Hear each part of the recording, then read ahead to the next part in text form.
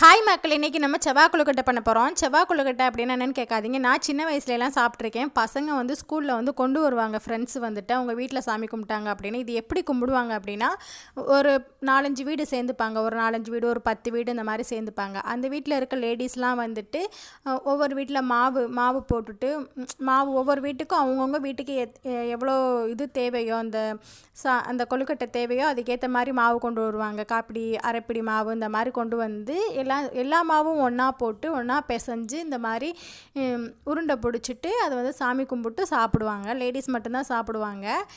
Gents சாப்பிடலாமான்னு எனக்கு தெரியல. ஆனால் நான் இது வந்து சாப்பிட்ருக்கேன் சின்ன வயசில். இப்போ வந்து சாப்பிட்டு ரொம்ப வருஷமாச்சு. ஆனால் அது சாப்பிடணும் போல் இருந்துச்சு. ஆனால் நான் அடிக்கடி செஞ்சு சாப்பிடுவேன். இன்றைக்கி செய்யும்போது வீடியோ எடுக்கலாம் அப்படின்னு சொல்லிட்டு தான் நான் எடுக்கிறேன். வேறு எதுவுமே தேவையில்லை. ஒன்லி பச்சரிசி மாவு மட்டும் இருந்தால் போதும்.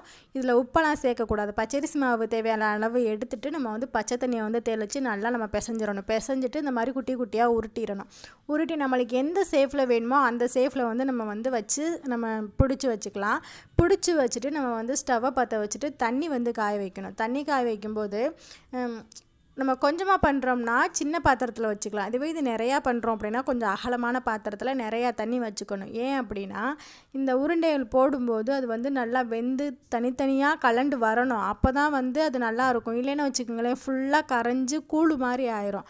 அதனால் தண்ணி கொதிச்சதுக்கப்புறம் சும்மா ஒரு உருண்டை 2 உருண்டை அந்த மாதிரி ஃபஸ்ட்டு போட்டுட்டு அப்புறம் அடுப்பெல்லாம் நல்லா நார்மலாக அடுப்பை வச்சுட்டு கொஞ்சம் கொஞ்சமாக உருண்டை எடுத்து போட்டு நம்ம கரண்டியெல்லாம் உடனே போட்டு கிண்டக்கூடாது. அந்த கொதிக்கும்ல, அந்த தண்ணி கொதிக்கையிலேயே இந்த நம்ம போட்ட உருண்டைகள்லாம் தனித்தனியாக வெந்து கலண்டு வந்துடும். அப்போ தான் நம்ம வந்து கரண்டி போடணும். லைட்டாக அடியில் எதுவும் பிடிச்சிருக்கா, ஏதாவது ஒரு சில உருண்டைகள் பிடிச்சிருக்கும். அந்த மாதிரி இருந்ததுன்னா நம்ம எடுத்து விட்டுட்டு கொஞ்சம் ஒரு 5 நிமிஷம் வேக வச்சாலே போதும். நல்லா வெந்துடும். வெந்துருச்சான்னு பார்க்குறதுக்கு ஒரு கரண்டியில் எடுத்துகிட்டு இப்படி அமுக்கி பார்த்தோம்னா மாவு இல்லாமல் கட்டுன்னு இருந்துச்சு அப்படின்னா அது வந்து வெந்துருச்சுன்னு அர்த்தம். மாவுனா டக்குன்னு பிசுங்கி போயிடும். அதனால் கட்டுன்னு இருந்துச்சு அப்படின்னா வந்து அது வெந்துருச்சுன்னு அர்த்தம். அதுக்கப்புறம் அப்படியே அடுப்பை ஆஃப் பண்ணிவிட்டு இதை வந்து நம்ம சோறு வடிப்போம் பார்த்திங்களா, தட்டு போட்டு அதே மாதிரி வடித்து எடுத்துக்கலாம். நான் கொஞ்சமாக பண்ணுறதுனால அந்த மாதிரி கரண்டிலே வந்து அரிச்சு எடுத்துக்கிட்டேன். அவ்வளோதான் வித்தியாசம். இப்போ வந்து செவ்வாய் கொழுக்கட்டை ரெடி ஆகிடுச்சு. செம்ம டேஸ்ட்டாக இருக்கும் சாப்பிட. ஆனால் ஃபஸ்ட்டு நீங்கள் கேட்பீங்க, என்ன உப்பு போடாமல் ஒன்றுமே போடாமல் நீ பாட்டிக்கு வச்சுட்டு செம்ம டேஸ்ட்டாக இருக்குன்னு சொல்கிற அப்படின்னு.